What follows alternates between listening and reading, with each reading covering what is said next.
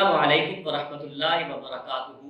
मुअज़्ज़ज़ हाज़रीन व सामईन, हमसे इस माह मुबारक के अंदर ये सवाल किया जाता है, बहुत से दोस्त कसरत के साथ आते हैं कि जो मक़रूज़ शख्स है उसकी कुर्बानी के लिए क्या हुक्म होगा। तो मैंने ये चाहा कि मैं आप तमाम अहबाब तक इस शरई हुक्म को पहुँचाऊँ।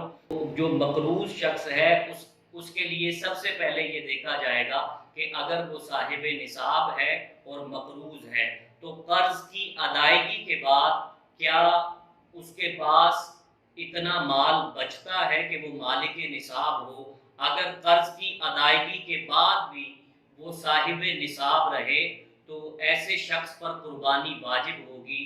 और अगर उसके पास फिल वक्त पैसे मौजूद नहीं है तो वो कर्ज हसना लेकर कुर्बानी करेगा। और याद